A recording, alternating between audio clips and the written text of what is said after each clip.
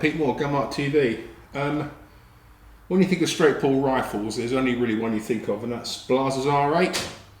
Blaser aren't a huge company, but they have somehow managed to dominate the market in that area. However, Browning make a gun called the Maral, which is this here. It came after Blaser R93, but it's been around for quite some time. And what it is, it's a straight pull that not a lot of people think about. But I got this purely for pig shooting, because it's a straight pull, but it's straight pull the difference. It's based on Browning's, it's very successful semi-automatic hunting rifle, the BAR Browning automatic rifle, which is a gas piston operated gun, which we can't have because it's Section 5 in the UK. What they've done, they've pretty much re-engineered the BAR. They've taken away every single thing that makes it a semi-automatic, and they've put a big cocking handle on the side, as you need with a gun like this, and inside here is a curled up spring, a bit like a tape measure. You pull it out, and that's what provides the motive power. I'd say on the Blaser, the motive power is through your hands, so you push and pull the action. But on this one, you pull it back, which opens up ready to go, then you let go, you watch, slams forward really fast, and that's the spring, should we say, contracting and expanding. So every time you do that, fire case comes out, new round goes in. Very slick, very quick. And I've used these a number of times, though I've yet to kill a boar with it, because pretty much I started using this properly just about the time of COVID, so we haven't been going to Europe for a long time, because we all haven't. But that's really it. This is the what they call Big Game model. Very nice walnut stock and fore-end. Unusual gun for me because I usually like synthetic.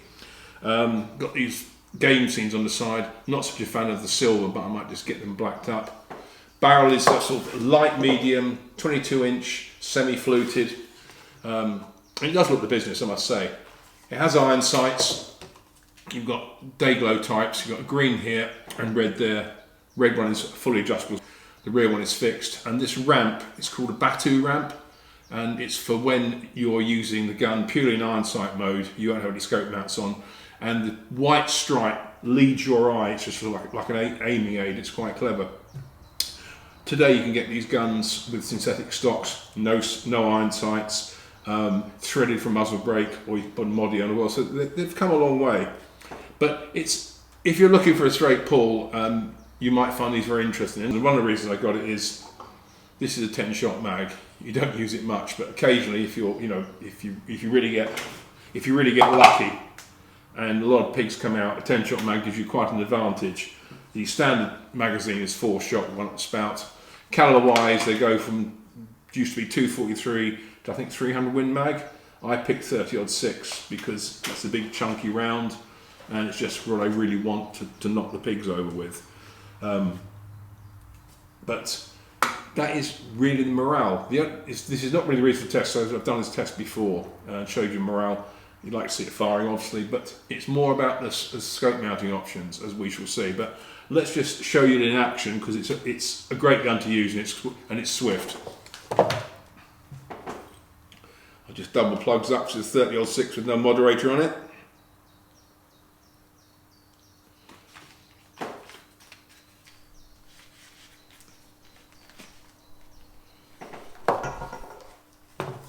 The rifle is also a decocker. There's no safety catch as such. When you cock the action, the hammer is set back, but it's not sprung. Pushing this catch up here, much like an R8 decocker, it readies the hammer.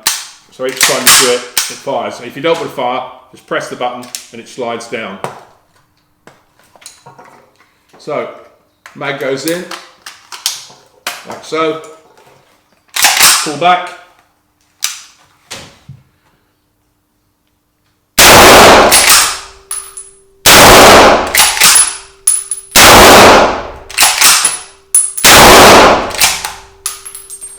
Last round, hold open.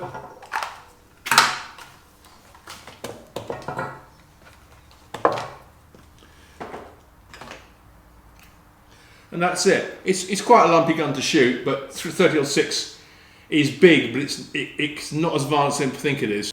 It's a quick action, it's an easy action, Primary extraction is not a problem because it's been designed around, it has a rotary bolt. And that's the Browning Maral. So it comes in many different options, and this one's mine and I love it to bits.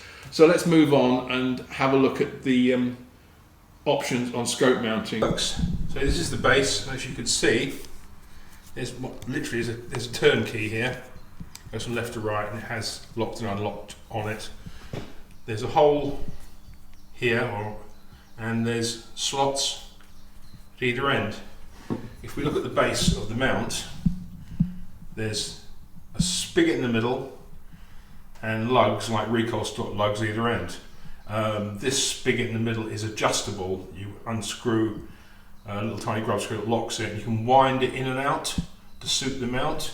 So basically, when you offer it up, it goes in like this. It locks on, as you can see. The front and the rear bases have engaged, and all you do is rotate the lever anti-clockwise and the scope is now solid on. They do return to zero reasonably well, I must admit, but if you want to change the scope for any reason, you just go in, rotate that lever 180 degrees, lift off the scope with its mount, and you can change. Here, let's change to a red dot. So it's exactly the same base underneath, the mounting spigot, the two recoil lugs, but this one has a Picatinny base on top, which makes it a lot more versatile. So again, we just go in like so,